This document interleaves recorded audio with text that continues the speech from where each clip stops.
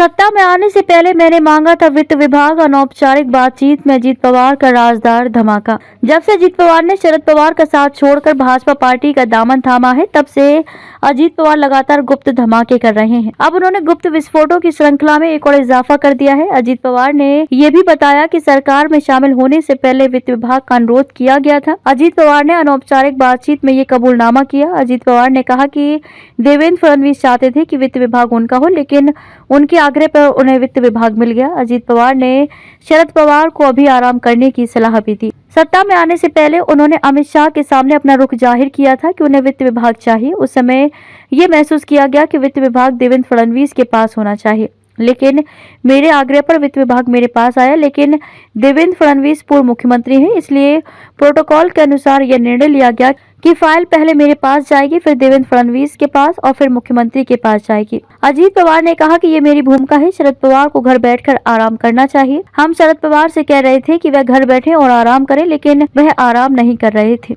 2014 के लोकसभा चुनाव के बाद कांग्रेस पृथ्वीराज चव्हाण को मुख्यमंत्री पद से हटाने जा रही थी। कांग्रेस उनकी जगह विखे पाटिल, बाला साहेब थोराट या हर्षवर्धन पाटिल को मुख्यमंत्री बनाने पर विचार कर रही थी। इस बारे में एनसीपी से चर्चा हुई। अजीत पवार ने कहा, लेकिन पृथ्वीराज चव्हाण दिल्ली पहुंचे, राहुल गांधी से मिले और अप्रत्याशित रूप से पद बचा लिया। उन्होंने कहा कि सबसे अच्छे मुख्यमंत्री विलासराव देशमुख थे। 3 राज्यों के नतीजों का असर महागठबंधन में सीट बंटवारे पर नहीं पड़ेगा। 3 राज्यों के नतीजों का महागठबंधन में सीट बंटवारे पर कोई असर नहीं पड़ेगा।